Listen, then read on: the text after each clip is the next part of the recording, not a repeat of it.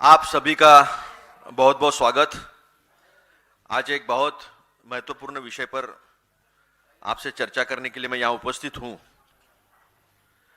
आपने देखा होगा बड़े गाजे बाजे के साथ महाराष्ट्र के मुख्यमंत्री, ऑफिसर्स, उनका खुद का पर्सनल स्टाफ, ये सारे लेकर दावोस गए और दावोस जाकर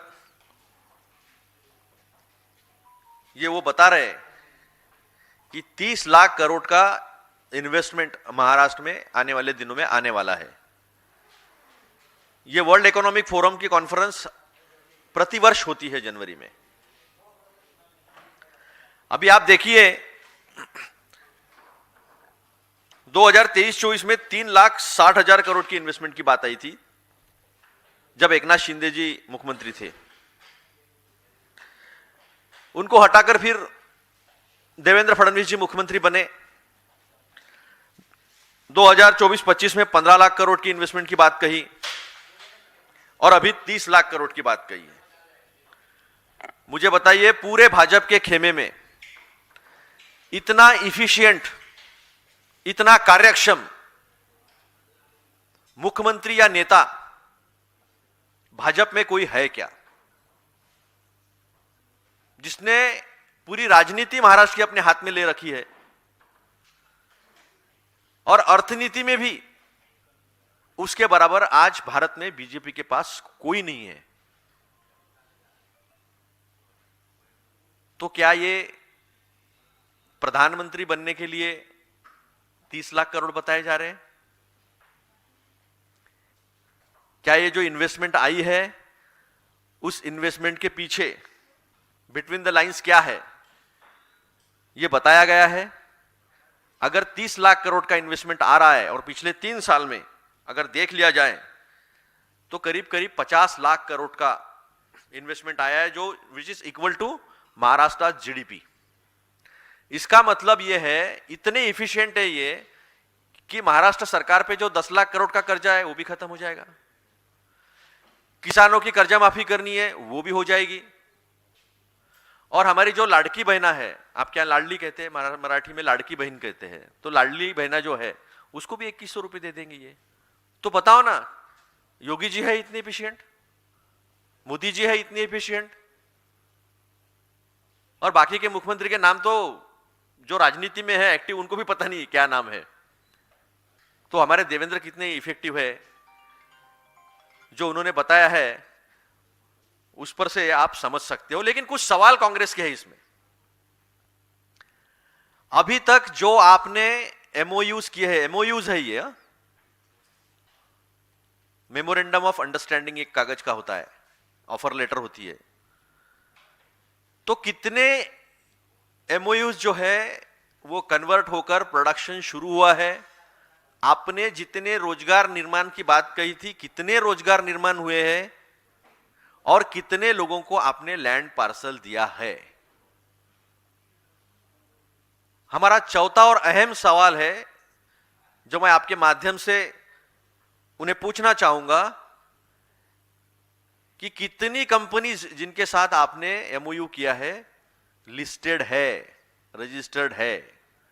मेरी जानकारी यह है 70 से 80% इसमें की कंपनीज जो है वो लिस्टेड नहीं है। कुछ उदाहरण देना चाहूंगा मैं। एक नमन बिल्डर है, उन्होंने $15 बिलियन यानी 1500 करोड़ का एमओयू किया है।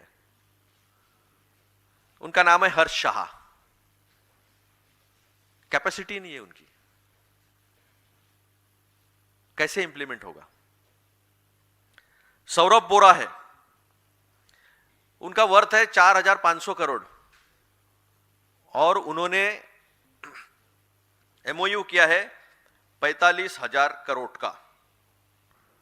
भूलना मत, 45,000 करोड़ का किया है। अभी हमारे एक महाराष्ट्र के एक नासा से आए थे, काफी उनका नाम हुआ था। महाराष्ट्र के मेरे जो पत्रकार बंधु है वो जरूर उनको जानते होंगे। दराडे, बाड़ा साहेब दराडे नाम है उनका। वो मिल जाएंगे आपको मंत्रालय के इर्द गिर्द महाराष्ट्र के। उन्होंने 20,000 करोड़ का कोल गैसिफिकेशन का एमओयू किया था मेरे ही विदर्भ में, चंद्रपुर जिले में, भद्रावती में। उसका क्या हुआ?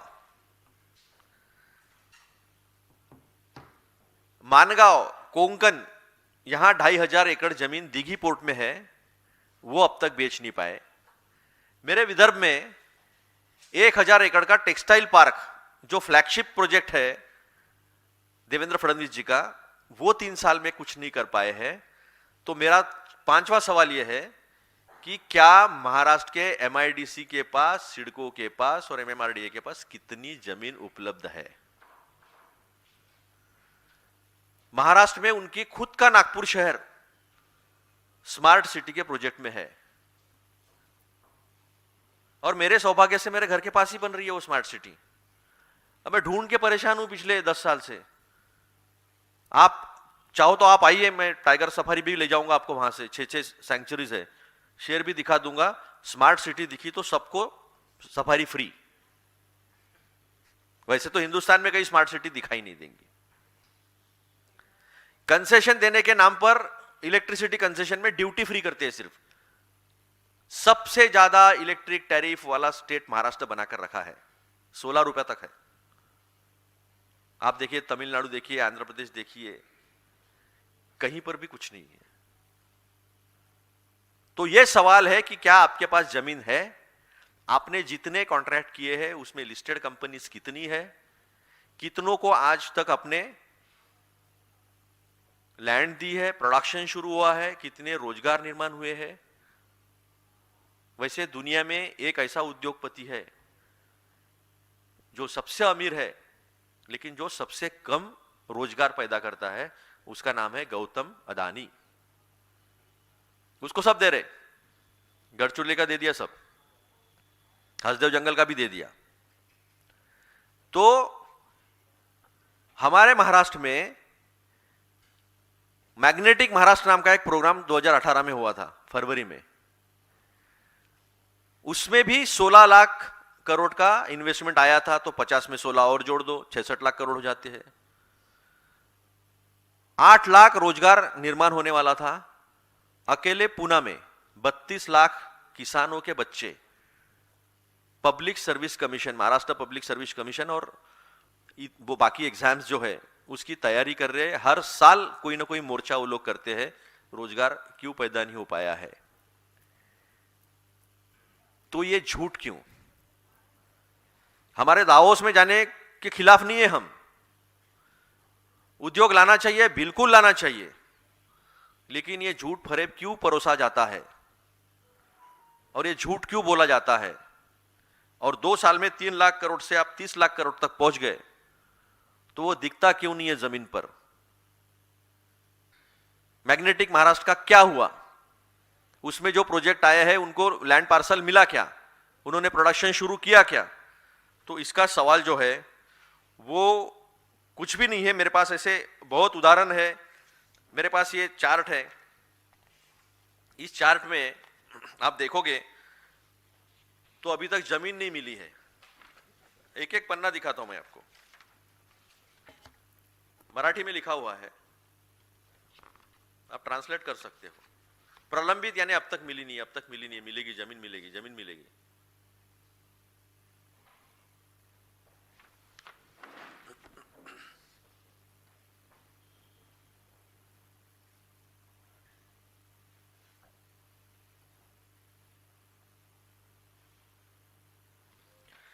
तो ये सब जो झूठ परोसा जा रहा है, क्या इनसे बड़ा प्रधानमंत्री के लायक कोई कैंडिडेट हो सकता है? और अगर ये 66 लाख करोड़ की अगर 4-5 साल में इन्वेस्टमेंट आई है, तो लाडली बहना को 2100 मिलना चाहिए, किसानों की कर्जा माफी होनी चाहिए। 10 लाख करोड़ का जो कर्जा है महाराष्ट्र पर, वो कर्जा नहीं होना चाहिए। तो जो 5-6 सवाल आपके माध्यम से मैंने उपस्थित किए हैं, मैं चाहूंगा कि वो इसका जवाब दें। और कितनी कंपनी सही में बाकी देशों से आई है, कितने कंपनियों के एमडीज, डायरेक्टर्स हमारे महाराष्ट्र के ही है या बाहर के हैं? कितनी कंपनी लिस्टेड है? हमारे हिसाब से 70 से 80% कंपनीज लिस्टेड नहीं है। मैग्नेटिक महाराष्ट्र का क्या हुआ, और उसके बाद मैग्नेटिक महाराष्ट्र क्यों हुआ नहीं? क्या ऐसा है कि वाइब्रेंट गुजरात जब तक नहीं होगा तब तक मैग्नेटिक महाराष्ट्र नहीं होना चाहिए, यह दबाव है और इसलिए नहीं हो पा रहा है? ये हमारे कुछ सवाल है। आपके सवाल मराठी नंतर, मराठी उधर करेंगे, महाराष्ट्र सदन में। नहीं नहीं नहीं, यहां पर वो एआईसीसी में मराठी में प्रेस नहीं हो सकती। आपके सवाल।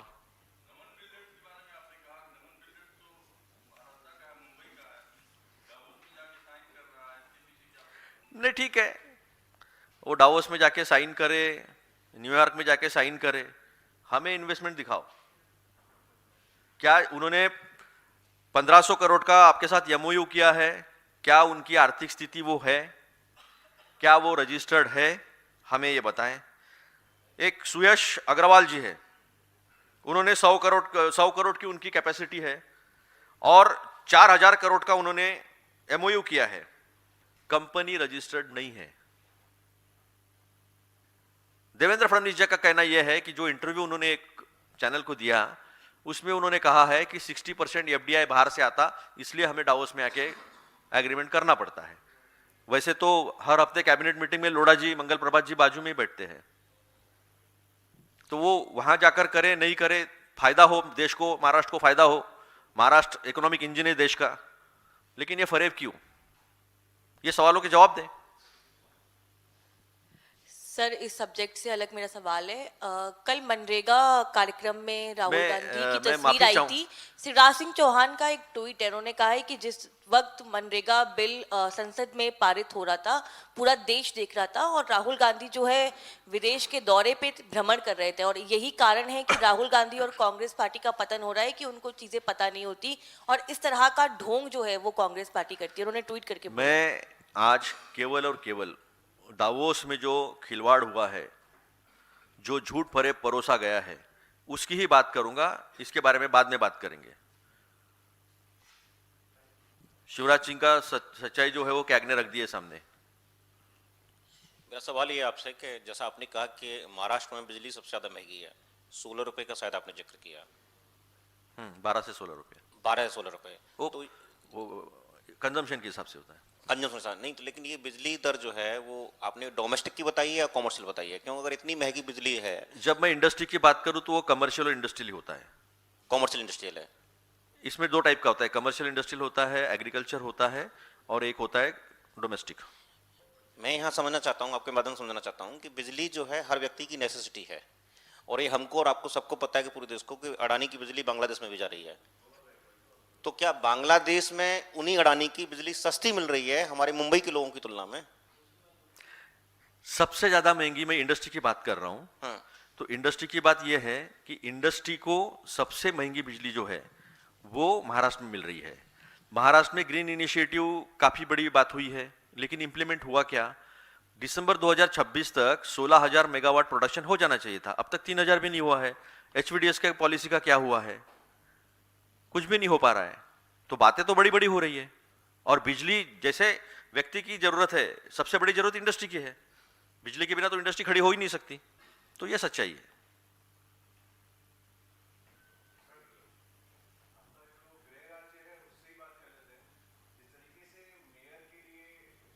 मैं माफी चाहूंगा भाई साहब, ये जो है सवाल, ये मैं दावोस के बाहर नहीं जाना चाहता हूं, क्योंकि ये देश में जो बेरोजगारी बेतहाशा बढ़ी है और जो इंडस्ट्री के नाम पे आज पूरे भारतवर्ष में एक साल में केवल 8,000 करोड़ का इन्वेस्टमेंट आया है, और मेरे महाराष्ट्र में 30 लाख करोड़ के एमओयू की बात हो रही है। 4-5 साल में 66 लाख करोड़ की इन्वेस्टमेंट की बात हुई है। वो कहते हैं कि 83% इन्वेस्टमेंट जो है महाराष्ट्र में आ रहा है। तो इसकी बात तो पहले हो जाए ना, डाइवर्शन करके क्या फायदा है? क्योंकि बेरोजगार जो है वो मर रहा है रोजगार के लिए, हाथ पैरों में संकल्प बांध के उनको भेजा, डिपोर्ट किया जा रहा है। आज भी आप देखिए जाकर यूरोप में क्या हो रहा है, अमेरिका में आईसीटी क्या कर रही है। सवाल आज बेरोजगारी का है, रोजगार का है। मेरा जो युवा बेरोजगार है उसे रोजगार तो नहीं लेकिन झूठ परोसा जा रहा है। तो सवाल ये आज बहुत अहम है बाकी कोई भी सवालों से।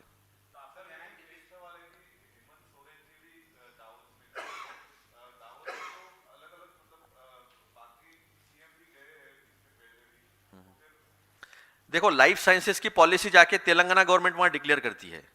तेलंगाना गवर्नमेंट वहां पर जाकर कॉरिडोर्स बनाती है, आउटर रिंग रोड और रीजनल रिंग रोड के बीच में। वहां पर मैन्युफैक्चरिंग हब होगा, एमएसएमई का हब होगा, उसके बाद एग्रो प्रोसेसिंग इंडस्ट्रीज होगी। एआई की पॉलिसी वहां जाके डिक्लेयर करते हैं, और एआई को और लाइफ साइंसेस को, थेरापेटिक्स और अलग अलग फार्मास्यूटिकल्स में जो है वो दुनिया का हब बनाना चाहते हैं, वो पॉलिसीज वहां बताते हैं। मुझे बताओ, क्या तेलंगाना के हमारे चीफ मिनिस्टर रेवंत रेड्डी जी ने कुछ ऐसा गलत बताया है? कर्नाटक वाले भी गए, तमिलनाडु वाले भी गए, करीब करीब 10 स्टेट जो है वो गए हैं, लेकिन सबने वहां अपनी पॉलिसीज, हम क्या दे सकते हैं दुनिया को, इन्वेस्टमेंट क्यों आना चाहिए, इसकी बात की है। लेकिन ये जो इन्वेस्टमेंट की बात हुई है, ये फरेब है ना।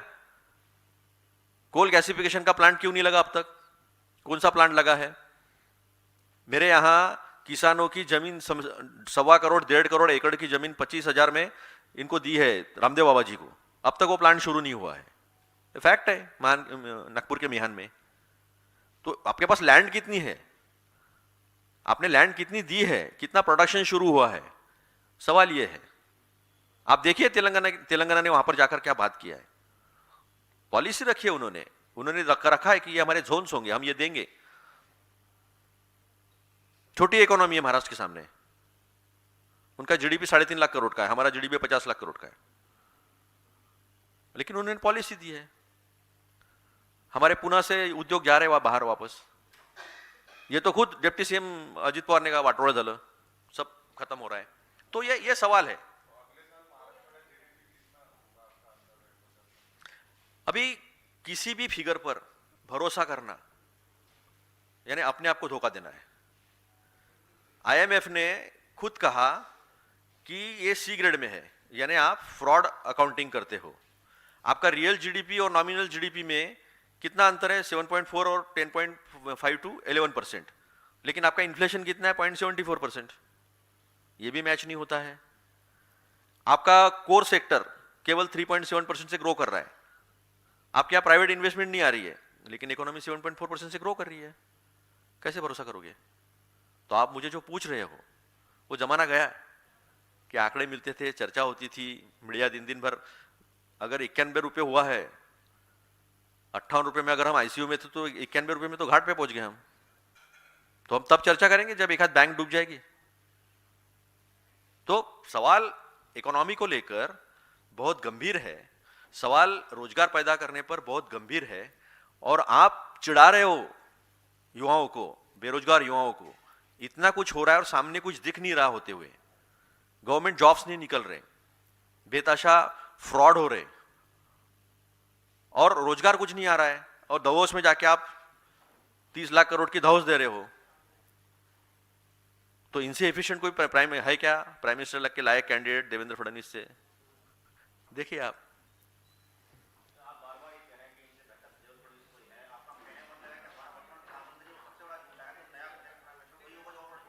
समझ लो। मैंने कह दिया अभी।